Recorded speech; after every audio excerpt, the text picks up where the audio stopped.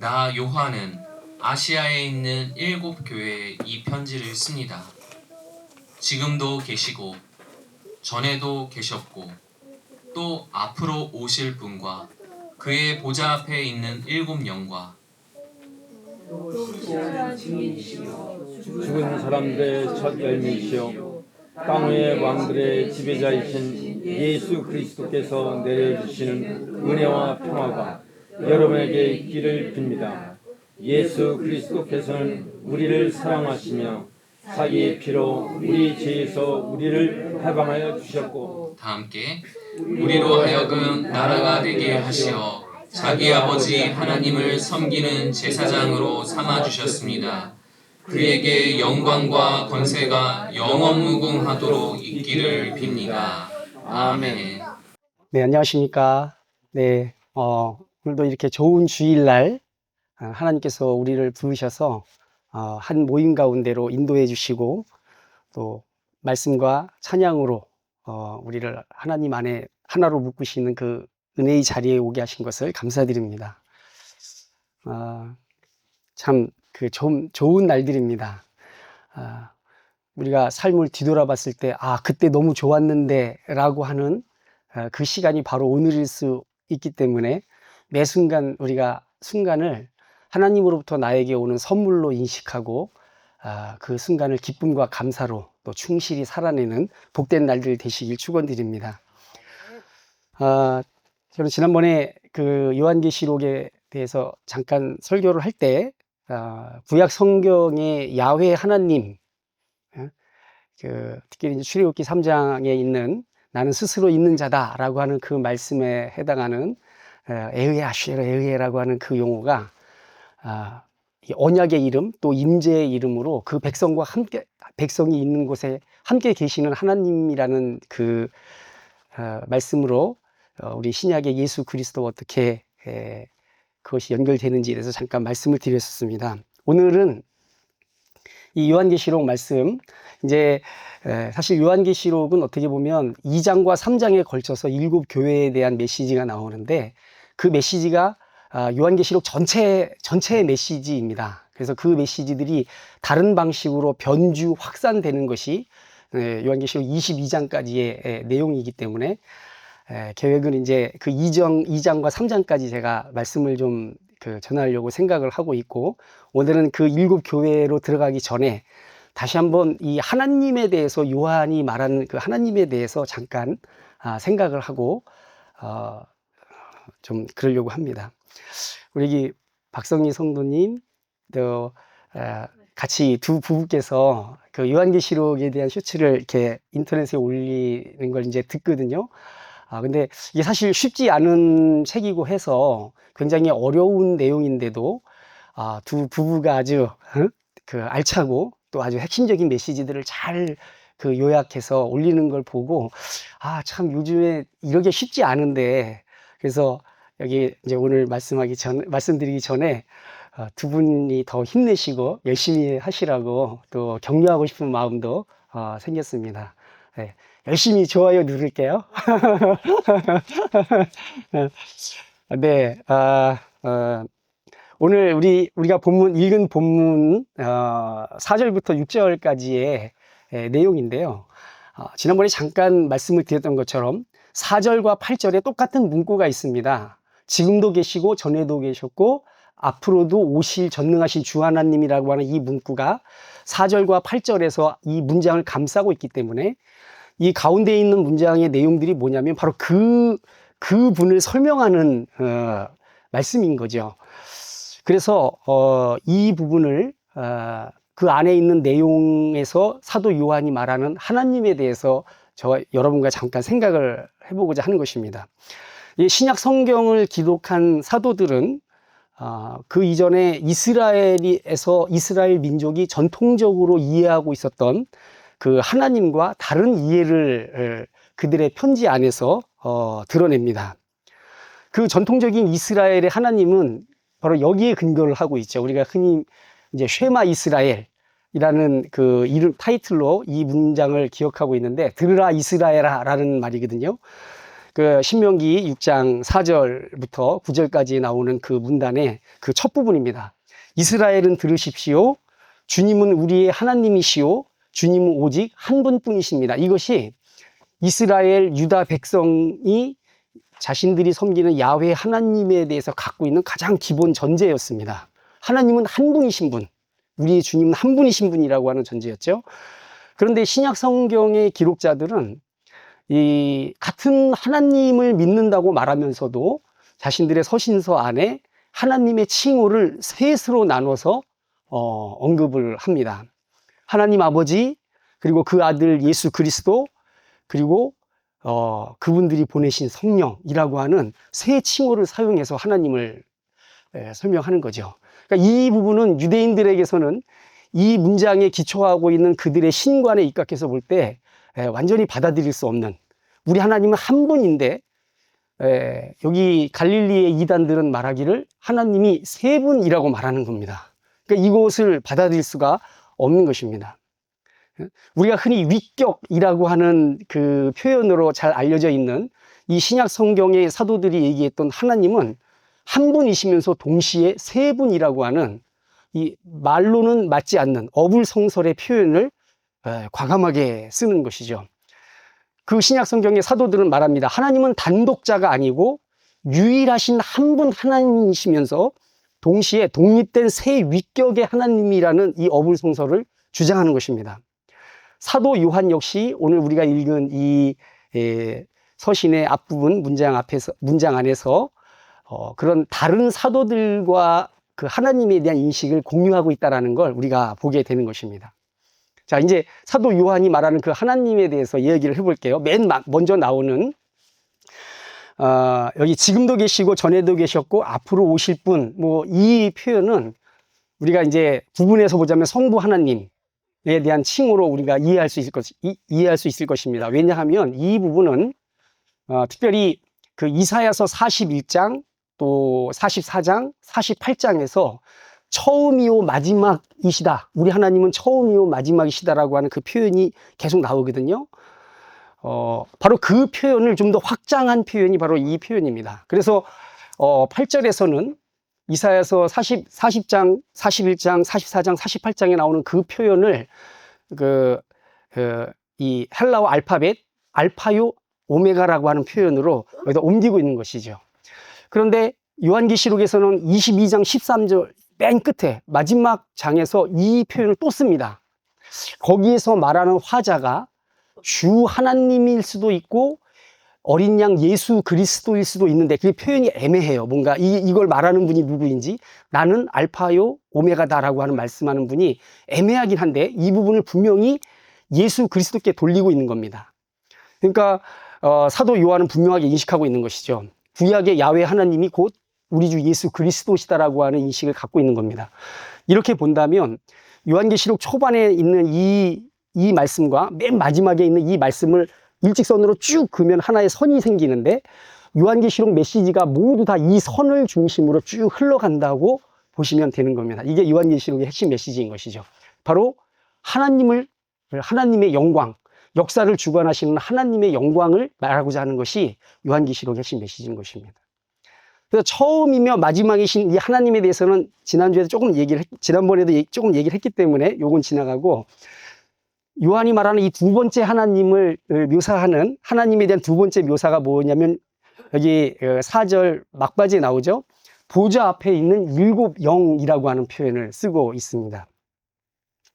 전에도 한번 말씀드린 적이 있는데 요한계시록에서는 숫자를 상징으로 굉장히 많이 사용합니다.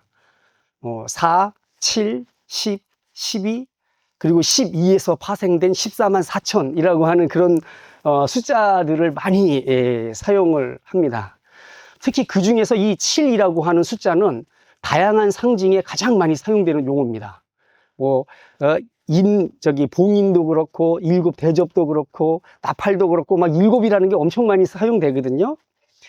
근데 이 요한계시록에서 이 숫자에 대한 상징성에 대한 이해가 없으면 해석이 그냥 엉뚱한 데로 빠지기 쉬워요. 특별히 그 중에서도 이 일곱이라고 하는 숫자의 상징성은 아주 명료합니다. 그것은 완전의 수인 거죠. 꽉 찼다, 완전하다라고 하는 의미를 갖고 있는 게 이 7이라고 하는 숫자가 갖고 있는 상징입니다. 이 7에 대한 이 7이 의미하는 이 상징성이 어디서부터 기원이 왔을까요?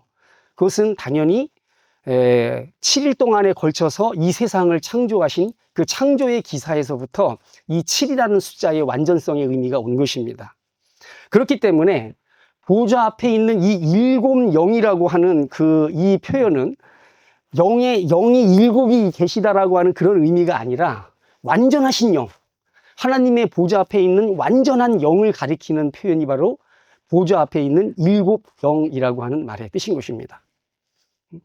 원래 이 일곱 영에 대한 출처는 구약성경 스가랴서 4장에 있습니다. 이제 하나님께서 포로의 귀환을 마친 이 이스라엘 백성들을 통하여서 열방을 향해서 새로운 일을 시작하시려고 하거든요. 그것을 상징적으로 보여주는 게 성전 안에 7개의 등잔에서 불이 확 타오르는 장면이 나옵니다. 바로 이스라엘 백성을 통해서 하나님이 이 세상의 어둠을 밀어내고 밝히신다라고 하는 의미가 있죠. 그런데 그 등잔에 타오르는 불은 그 등잔과 연결되어 있는 이 호롱을 통해서 들어오는 기름에 의해서 그 불이 타오릅니다. 만약에 그 기름이 끊어지면 어떻게 돼요? 불이 꺼지겠죠. 그러니까 당연히 이런 세상을 밝히는 이스라엘의 사명은 이 기름의 공급 없이는 그게 불가능한 것입니다. 하나님께서 이 새로운 시대, 새로운 위대한 일을 하시려고 하는데 그 일의 가장 기초, 첫 시작을 뭐부터 하냐면 성전 건축부터 시작합니다. 그런데 그 성전 건축을 시작하는 이스라엘 백성들을 향해서, 죄송합니다. 이거는 이제 이스라엘 나왔네요.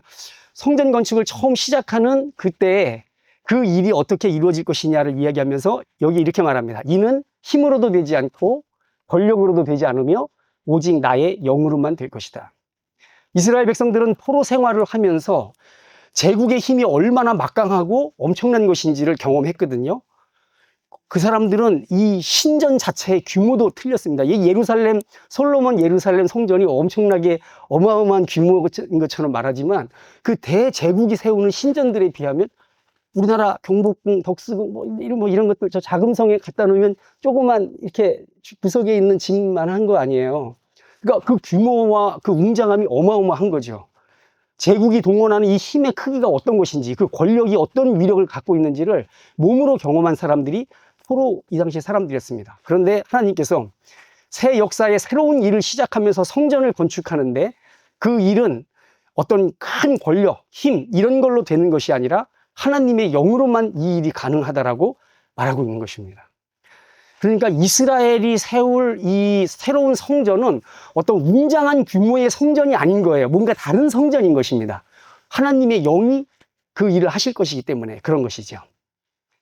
자, 그런데 그 영에 대해서 바로 같은 스가랴서 4장 10절에 뭐라고 얘기하냐면 이 영을 가리켜서 온 세상을 살피는 하나님의 일곱 눈이라고 표현을 합니다. 여기 일곱이라는 것도 역시 완전의 수를 상징하는 거죠. 그러니까 완전하신 하나님의 하나님의 영이 온 세상을 살핀다라고 하는 의미로 쓰고 있는 것입니다. 바로 이거를 요한계시록 5장 6절, 우리가 5장 6절에 나중에 한번 보세요. 거기에 이제 어린 양이 계시는데 어린 양에게 있는 게 7개의 뿔과 7개의 눈이 있습니다. 근데 그 7개의 눈을 가리켜서 여기서 뭐라고 얘기하냐면 이 눈들은 온 땅에 보내심을 받은 하나님의 일곱 영이다. 이렇게 말을 하고 있는 것입니다. 이게 다 모두 스가랴서에서 온 것이죠. 근데 한번 생각해 보십시오. 사도들이 전통적인 이스라엘 유다 사람들과 하나님에 대한 인식이 완전히 달랐다라는 게 여기에서 나오는 겁니다. 왜냐하면 이 하나님의 영이라는 것을 이 어린 양도 가지고 있는 거예요. 예수께서 제자들에게 나타나셔서 숨을 부으시면서 성령을 받으라 이렇게 말씀하셨잖아요. 그러니까 보좌 앞에서 하나님의 뜻을 행하기 위해 보좌 앞에 계신 영일 뿐만 아니라 동시에 어린 양도 그 영을 갖고 계신 것이죠. 이게 소유한다는 느낌처럼 말하니까 조금 어감이 이상하긴 한데 이걸 다른 식으로 표현하면 이 영은 성부께로부터도 보냄을 받지만 또한 동시에 성자께로부터도 이 영이 나온다는 것입니다. 이게 이제 사실 지금에 있는 이 동방교회와 서방교회가 둘로 나뉘게 되는 아주 중요한 신학적인 이슈였거든요. 아들로부터라고 하는 이 필리오게라고 하는 이 용어 때문에 동방교회는 그게 아니라고 막 얘기하고, 서방교회는 아니 성령은 아들로부터도 온다 라고 주장해서 이게 둘이 신학적이기 때문에 갈라져요. 저기 러시아, 우크라이나, 터키 막 이런 쪽에 있는 정교회들과, 그리고 우리 로마 교황청에서부터 시작되는 그런 서방교회가 이렇게 둘로 이 신학 때문에 나눠집니다. 그런데 이 성경에서 여기서 뭐 이제 그거보다도 중요한 것은 여기서 이 어린 양에게 7의 눈이 있는데, 그 눈이 바로 온 세상을 살피는, 온 세상에 보냄을 받은 하나님의 7 영이다라고 얘기하고 있는 것입니다. 그러니까 여기 7 영에 대해서 따로따로 영이 7이 있다 이렇게 얘기하면 안 되는 거예요. 완전한 한 영을 가리키는 표현인 것입니다. 사도 요한은 하나님의 7 영이라고 하는 이 구약의 묘사를 그대로 끌어들여와 성령을 가리키는 표현으로 사용하고 있다는 걸 알 수가 있는 것입니다. 하나님의 영은 하나님의 뜻을 세상에 가져가기 위해서 보좌 앞에 계실 뿐만 아니라 동시에 이 땅의 교회를 돌보고 다스리는 어린 양으로부터도 보냄을 받는다는 사실을 여기서 말하고 있는 것이죠. 자, 그리고 이제 요한이 말하는 그 하나님에 대한 세 번째 칭호가 뭐냐면, 여기 이제 6절부터 5절부터 나오는 표현입니다. 신실한 증인, 죽은 사람들의 첫 열매, 그리고 땅 위의 왕들의 지배자라고 하는 이 3중 수식어로 이렇게 가리키고 있는 바로 예수 그리스도입니다. 예수님에 대한 묘사가 가장 긴데, 이것은 역사를 주관하고 새로운 일을 시작하시는 하나님의 이 큰 일, 사도행전 2장에 나오는 베드로가 막 오순절 성령 강림 다음에 성령의 능력을 받아서 사람들한테 설교를 막 하거든요. 하나님이 크신 일을 하신다는 거예요. 그 일을 예수 그리스도를 통해서 하신다는 것입니다. 바로 그 큰 일이 어린 양이신 예수 그리스도로부터 그리스도께서 이루신 어떤 일을 통하여서 하나님의 큰 일이 세상에 시행됩니다. 그러면 그 어린 양이 한 일이 뭘까요? 하나님의 큰 일을 할 수 있게끔 만든 이 어린 양이 하신 일이 뭐냐면, 그 밑에 나오죠. 한 문장으로 요약할 수 있는데, 그것은 뭐냐면 자기의 피로 우리의 죄에서 우리를 해방하여 주셨다라고 하는 것. 바로 이게 어린 양이 한 일이고, 이 어린 양이 한 일을 통하여서 하나님이 이 세상에 새롭고 큰 일을 하시는 것입니다. 하나님께서 세상을 구속하시는 이 새로운 역사는 예수 그리스도께서 흘린 피로 우리의 죄와 허물을 씻어주신 일을 통해서 일어나는 것입니다. 바로 그 일을 통해서 어떤 새로운 종족, 새로운 사람들이 이 땅에 태어나요. 그 사람들이 어떤 사람입니까? 하나님의 제사장이고 하나님의 나라가 된 사람들이 이 세상에 태어나고, 바로 그 사람들을 통해서 하나님의 나라가 이 땅에 이렇게 점점 마치 제국이 다른 나라들을 야금야금 먹어가면서 그 영토를 확장해 가듯이 하나님의 나라도 이 땅에 실제로 실현되면서 그 영토를 넓혀가기 시작합니다. 누구를 통해서요? 그 어린 양의 흘린 피로 죄 씻음을 받아서 하나님의 제사장과 하나님의 나라가 된 사람들, 이 왕적 신분을 가진 고귀한 사람들이 태어나게 되고, 그들을 통해서 하나님의 나라가 이 땅에서, 제국들이 백가쟁명하는 이 땅 세상 한가운데서 하나님의 나라가 이렇게 누룩처럼, 부풀게 하는 누룩처럼 이 땅을 이렇게 정복해 나가게 된다는 것입니다. 이제 다른 시각을 설명을 좀 드릴게요. 이스라엘 백성이 바벨론의 포로에서 기원전 586년 페르시아의 왕 고레스의 칙령을 따라서 고향으로 돌아옵니다.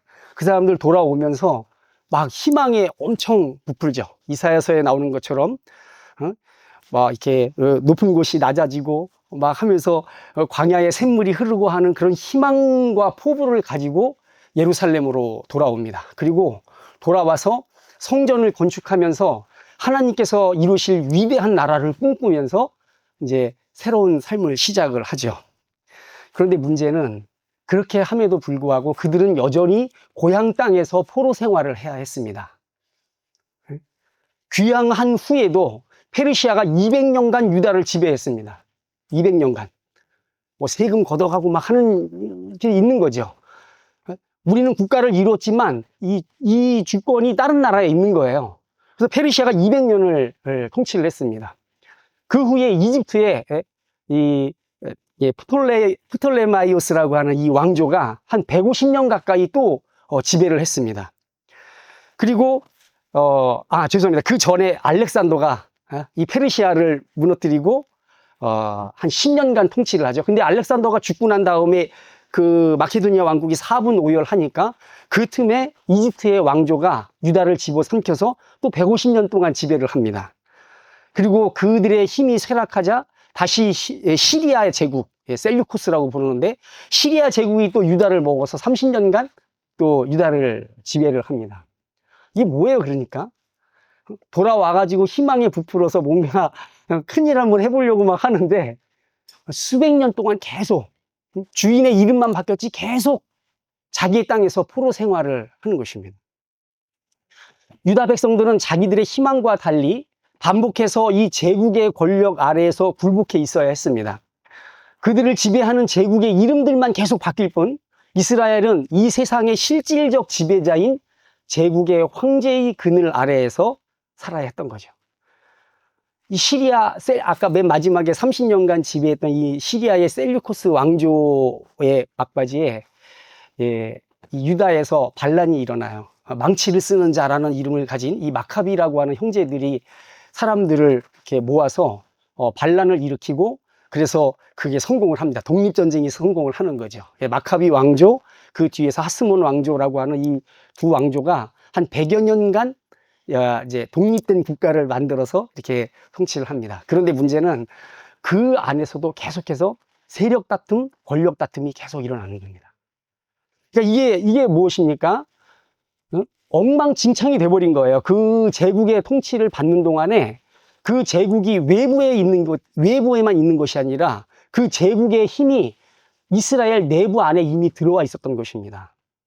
100년 동안 그렇게 엉망진창으로 지나다가 결국 기원전 63년에 로마 제국에 의해서 이제 지배를 받게 되는 거죠. 그리고 약 30년이 지난 후쯤에 이스라엘 시골 어느 마구간에서 한 아이가 태어나는 것입니다.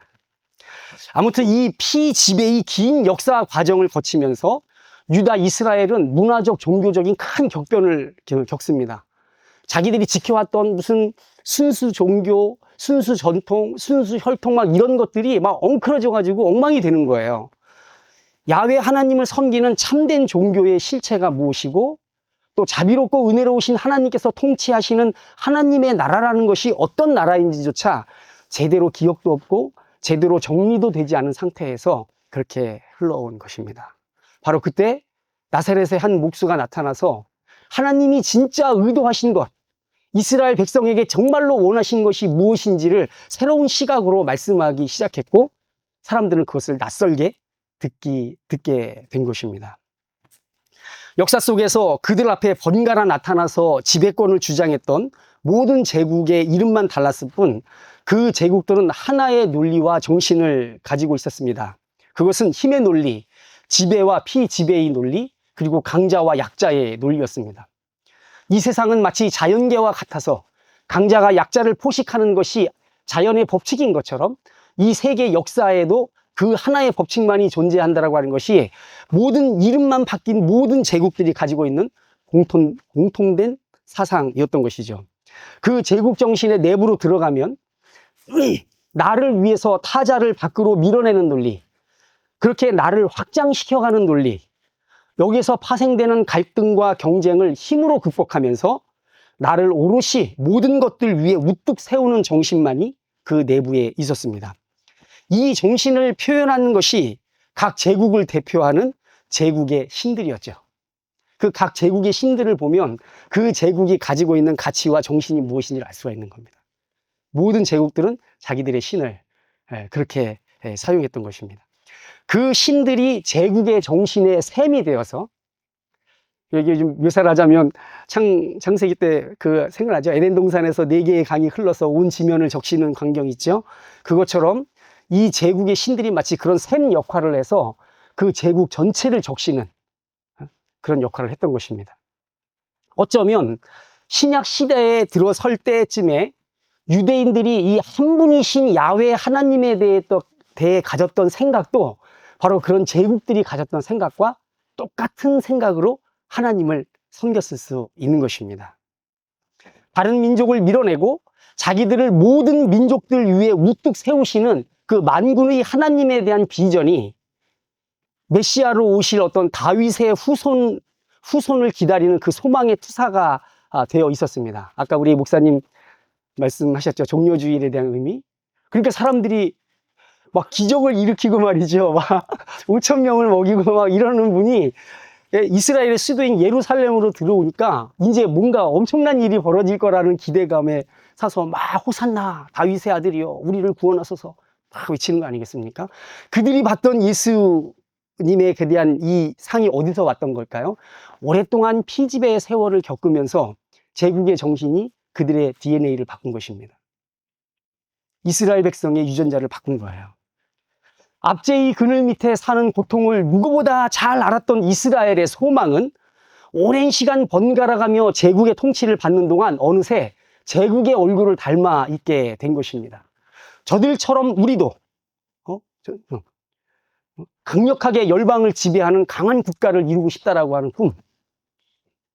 하나님께서 가나안으로 들어가는 이스라엘에게 말씀하셨던 그 당부했던 한 가지가 뭘까요? 열방을 닮지 말라는 거였거든요. 주변의 다른 국가들을 닮지 말라는 것이 이스라엘 백성을 향한 하나님의 한 가지 분명한 요구였는데 이스라엘 백성들은 그 열방의 다른 나라들을 닮아버렸습니다. 그래서 나라가 망하고 다시 이렇게 됐는데 이 예수님이 오실 당시쯤에 이 사람들의 생각도 역시 자기들을 지배했던 제국의 얼굴을 그대로 닮아 있었던 것입니다. 바로 예수님은 이것을 완전히 뒤집는 전복적인 메시아로 그들을 찾아오신 것이죠. 하지만 이제 마국간에서 태어난 이 한 아기로부터 시작해서 하나님을 다시 새롭게 드러낸 하나의 신앙이 출발을 했습니다. 얼마 되지 않는 몇몇 소수의 인물들의 입에서 한 사람이 십자가에서 피를 흘려 모든 민족을 살린다라고 하는 이 새로운 왕국의 소식이 전파되기 시작한 것입니다. 그 어떤 황제도 시도하지 않았던 놀라운 방식의 이 정복을 통해서 당신의 왕국을 세워나가는 한 왕에 대한 이야기가 세상 안으로 스며들기 시작한 것입니다. 바로 이 파격적인 사건을 내다보면서 이사야 선지자는 이사야서 52장에 이런 식구를 남기는 거예요. 여기 이사야서 52장 12절부터 시작되는 게 바로 고난받는 종의 노래거든요. 그 고난받는 종의 노래 초반에 15절에 나오는 말입니다. 이제는 그가 이방 나라를 놀라게 할 것이며 왕들은 그 앞에서 입을 다물 것이다. 왜 그래요? 이방 나라들이 왜 놀래요? 그가 왕국을 세우는 방식이 너무나 충격적인 방법으로 그 왕국을 세우는 것이에요. 보통 나라들을 지배하던 왕들은 자기들의 경쟁 상대인 새로운 왕이 태어났는데 그 왕이 자기의 나라를 만들어가는 방식이 너무나 황당하고 그 방법이 충격적이라서 왕들이 그 앞에서 입을 다무는 것입니다. 문제는 뭐냐면 별거 아니었으면 좋겠는데 이게 계속 경계선을 밀고 확장시키면서 내 영토로 들어오는 겁니다. 그 왕국이. 왕들은 이제까지 듣지도 보지도 못한 일들을 볼 것이며 한 번도 역사 안에서 이런 식으로 자기의 나라를 확장시키는 왕을 본 적이 없어요. 왕들은. 아무도 말하여 주지 않은 일들을 볼 것이다. 왕들 옆에 책사들이 많잖아요. 그죠? 어떻게 해야 왕국을 더 효과적으로 운영하고 그 왕국을 부국강병하게 만들 수 있는지 어떤 책사도 이런 식으로 왕에게 나라를 확장시키고 나라를 강하게 만드는 방식을 들어본 적이 없는 겁니다. 그런데 그런 일을 행하는 한 왕이 나중에 태어나는 것입니다. 바로 새로운 공동체가 이 이야기를 하기 시작한 것입니다. 이 세상의 진짜 통치자인 왕을 섬긴다고 말하는 그 공동체 사람들은 한 분이신 유일한 하나님은 삼위께서 영원한 사랑 안에서 완전한 하나이신 분이라고 선언합니다. 이거는 말이에요. 우리가 왜냐하면 하나님의 존재를 상상할 수 없기 때문에 성경에서 선포하는 그 진술을 그대로 할 뿐입니다. 그분은 한 분이시면서 동시에 세 분이신 것이죠. 그리고 이스라엘을 인도하셨던 야훼 하나님이 바로 그분이고 그분이 세상에 자기를 드러내신 것이 바로 예수 그리스도라고 이 공동체가 이야기해 온 것입니다. 이 공동체, 그러니까 요한계시록에서 말하자면 7교회가 선언한 하나님은 역사 안에서 끊임없이 주권을 주장해온 이 제국의 신들, 제국의 황제들 앞에 마주선 세 분이면서 동시에 한 분이신 하나님이었습니다. 그러니까 그들은 이렇게 이야기한 겁니다. 우리 하나님은 제국의 신들과는 완전히 다른 분이다. 우리 하나님은 사랑의 본체이시다. 우리 하나님은 사랑 그 자체이시다. 삼위일체의 하나님은 밖으로 밀어내고 밟고 올라서는 방식을 통해서 당신의 독자성, 유일성, 전능성을 선포하는 분이 아니시다. 그분은 기꺼이 당신을 비워서 받아들이시는 분. 하나님은 서로를 받으시는 분일 뿐만 아니라 죄인인 우리를 받아들이기 위해서 종의 형태를 입고 이 땅에 오시고 자기의 피를 흘려 죄인들의 생명을 살리시는 그 하나님이시다 라고 선언한 것입니다.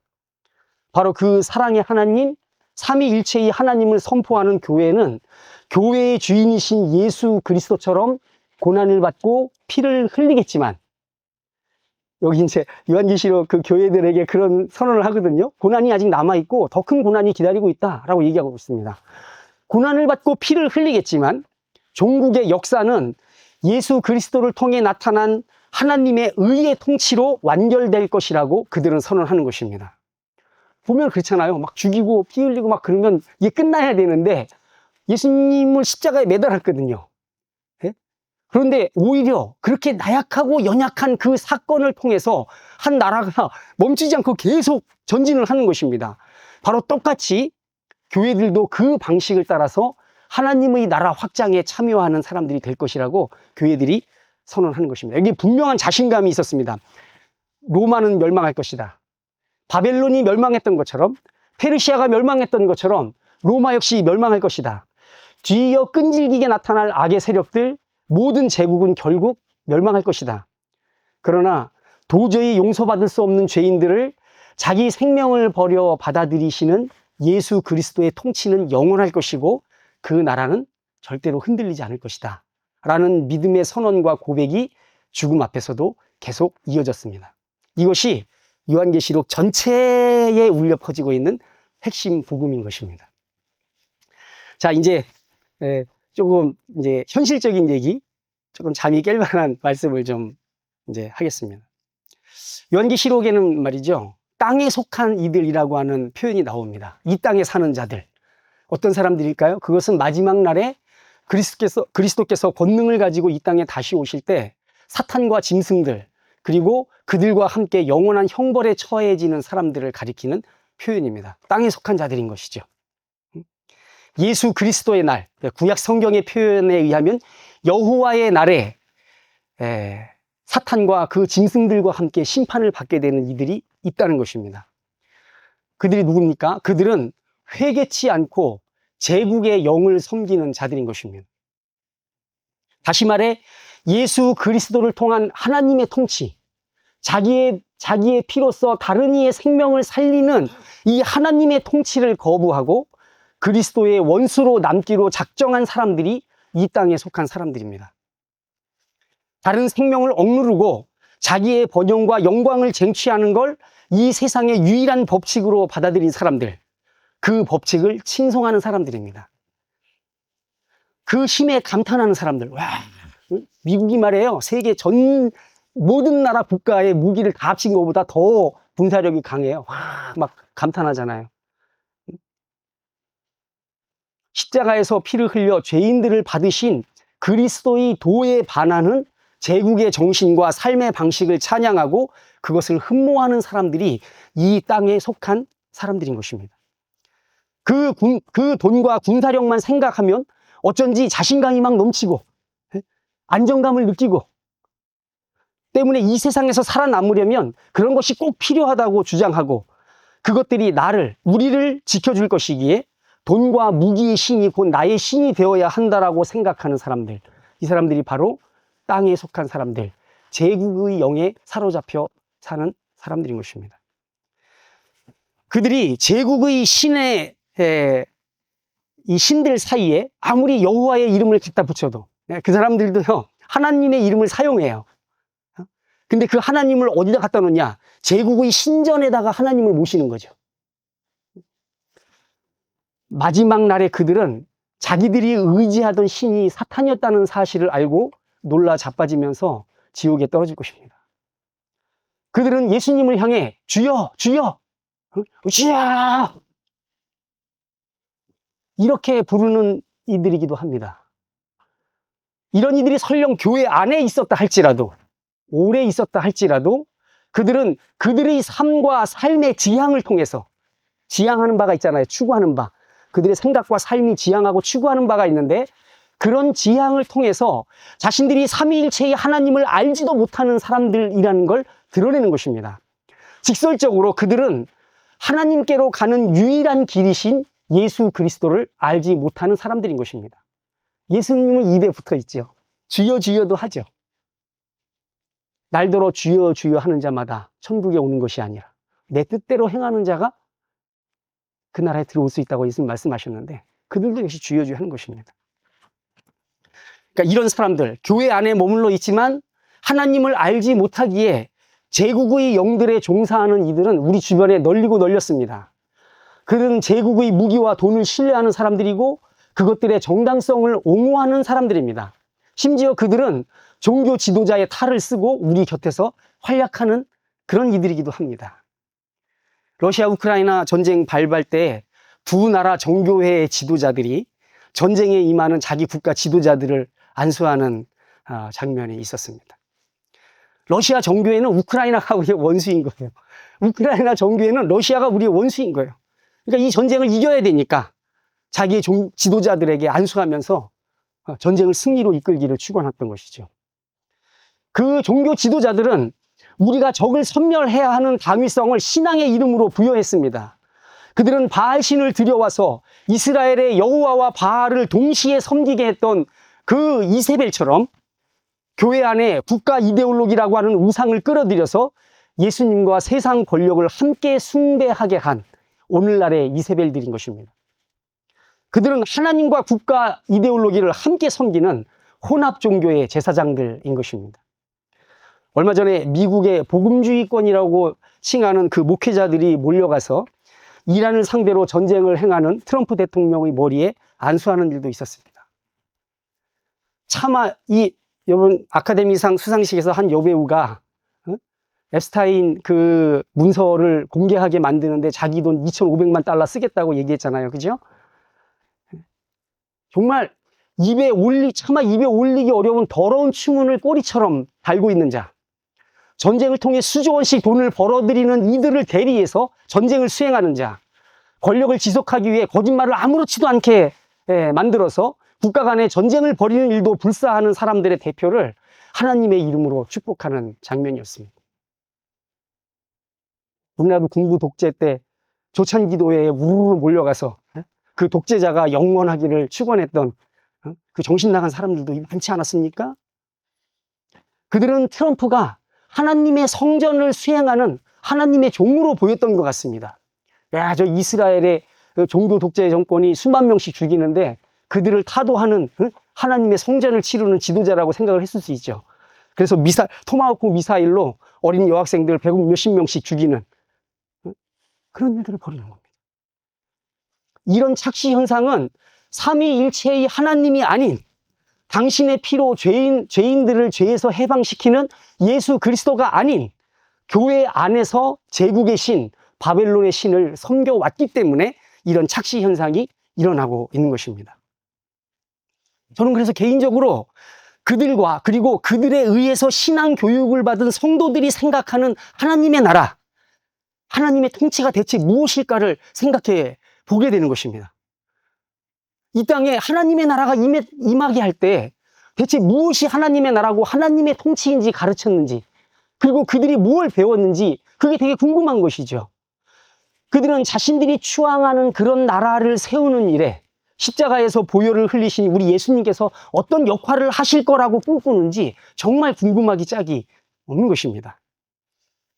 그들은 하나님의 이름을 내걸고 참 교회, 참 이스라엘을 억압하는 또 다른 제국을 꿈꾸는 사람들이 아닌가 그런 생각을 하게 되는 것이죠. 얼마 전에 카톨릭 교황이 현재 벌어지고 있는 전쟁에 대해서 신은 어둠의 편에 동원될 수 없다라고 지적했습니다. 그것은 이 전쟁을 벌이는 이 치명적인 결정, 이제 전쟁을 하려면 지도자들이 전쟁 결정을 하잖아요. 바로 그 결정에 하나님의 이름을 끌어들이는 일부 종교인들을 겨냥한 아주 뼈아픈 지적이었습니다. 우리는 모두 그런 의미에서 자기가 던진 정치적 지지에 대해서 하나님 앞에서 변론해야 될 때가 올 것입니다. 왜냐하면 그것은 단순한 정치적 판단이 아니라 신앙인의 정치적 판단은 그 사람의 신앙적, 영적 판단을 드러내기 때문에 그런 것입니다. 저는 궁금합니다. 전쟁을 지지하는 미국의 기독교인들을 향해서 하나님이 야, 내 손에 이란 사람들의 피, 이슬람 사람들의 피가 묻었으니 장하다 내 종아. 내 나라를 위해서 적들을 섬멸하는 일에 네가 힘을 보탰구나. 이렇게 하실까요? 지금도 공산 세력이나 이슬람 세력을 힘으로 눌러서 밀어낸 다음에 그 빈자리에 복음의 영토를 세울 수 있다고 믿는 이들이 있을지도 모르겠습니다. 그 하나님의 거룩한 사역을 위해서 이슬람을 축출해야 된다고 생각하는 사람들이 있는 것이죠.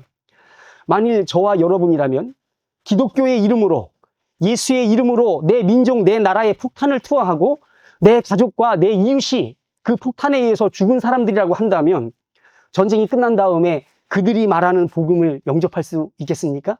그게 가능할까요? 그곳이 어디든 이슬람이든 기독교든 종교 원리주의, 지금의 미국에 의하면 크리스찬 내셔널리스트들, 기독교 민족주의자들, 이런 사람들이 판을 치는 곳에서 하나님의 복음은 크게 회방을 받고 예수 그리스도의 나라에 걸림돌이 됩니다. 시리아를 비롯해서 이슬람 제도권 여러 나라에서 거기에 은밀히 들어간 선교사들이 있었습니다. 그들이 이 사회의 밑바닥에서부터 신음하는 사람들과 함께 하면서 복음의 터를 세워 나아가도 종교의 이름으로 오만한 전쟁이 벌어지면 그 긴 시간 닦아놓았던 복음의 터가 그 선교의 전초 기지가 순식간에 무너지는 경험을 하는 것입니다. 오히려 복음 사역에 확 축소되는 거예요. 그쪽에서.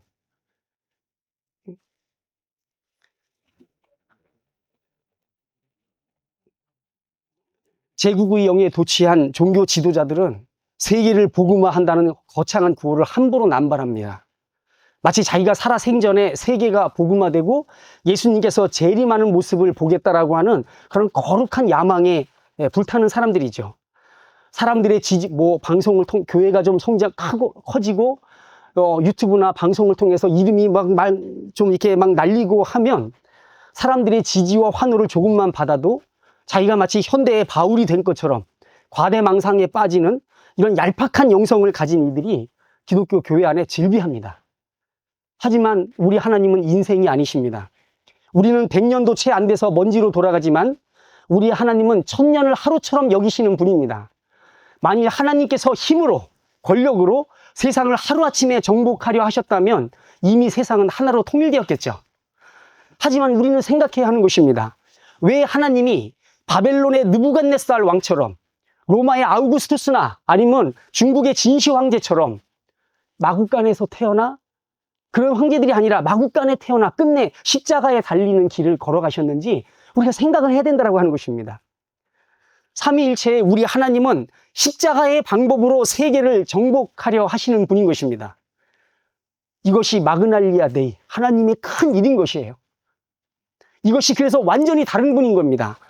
그리고 그 십자가의 도를 따라 예수님처럼 자기를 죽여서 다른 이를 살리고 섬기는 사람들을 통해서 이 세상을 정복해 가려고 하는 것이 하나님의 계획인 것입니다. 겨우 100년도 못 살고 가는 이들이 조급증과 과대망상에 빠지면 1000년 역사를 가로지르면서 이 가루 속에 누룩처럼 부푸는 하나님의 나라를 기다리지 못하고 내가 할 일은 말이죠. 내가 사는 동안에 하나님께 충성하는 거예요. 내가 뭔가 하나님의 일을 막 이루는 그런 게 아니라 내가 살아가는 그 자리에서 내 생명으로 묵묵히 그 자리에서 내 몫을 감당하는 일인 것입니다. 그런데 힘의 미혹에 사로잡히면 십자가의 길을 벗어나서 자기가 십자군이 되려고 하는 것이죠. 일단 그렇게 되면 돈과 무기를 신뢰하게 되고 그것을 사용하는 일이 굉장히 하나님의 방법인 것처럼 여기는 사람들이 나오는 것입니다. 이제 결론 부분에 말씀을 드리겠습니다. 예수 그리스도의 공동체인 우리 교회가 하나님을 부를 때 그분은 사랑의 하나님이심입니다. 우리가 우리의 하나님을 사랑의 하나님이라고 부를 때 그분은 사랑으로 하나이신 삼위일체의 하나님이십니다. 우리가 우리의 하나님을 삼위일체의 하나님으로 고백할 때 우리는 그 하나님의 존재 방식처럼 나의 자리를 비워서 누군가 내 영역으로 들어오도록 받아들이는 사람이 되겠다고 선언하는 것이고, 내 자신이 아닌 다른 이를 끌어안는 존재가 되겠다고 결심하는 것이고, 그를 위해 기꺼이 내 피를 흘릴 것을 결심하는 십자가의 존재가 되겠다고 선언하는 것입니다. 이것이 삼위일체의 하나님을 경배하는 주 예수 그리스도의 교회가 고백하고 걸어가야 하는 길인 것입니다. 지금 온 세상에 제국의 영이 준동하고 있습니다. 여러분, 진짜 전쟁은 러시아와 우크라이나의 영토, 그리고 중동과 이란과 호르무즈 해협에서 벌어질 뿐만 아니라 바로 뉴스를 보면서 뭔가를 생각하고 뭔가를 말하는 저와 여러분의 안방에서, 저와 여러분의 마음과 생각 안에서 양보 없는 영적 전쟁이 벌어지고 있는 것입니다. 이럴 때 그리스도의 몸된 공동체인 저와 여러분이 제국의 영에 미혹되지 않기를 자기의 피를 흘려 죄인들인 우리를 구속하신 예수님의 이름으로 당부합니다. 이 어둠의 영은 이 세상의 첫 시대에 이 어둠의 영이 한 일이 있어요. 그게 뭐냐면, 이 세상의 첫 시대에 이 어둠의 영이 한 일이 뭐냐면, 보암직도 하고 먹음직도 한 것을 그 열매로 사람을 미혹했던 것처럼, 지금 이렇게 혼란스러운 시대에 역시 동일하게 가장 보암직하고 가장 먹음직한 열매를 손에 넣어야 한다고 전 세계를 미혹하고 있는 중인 것입니다.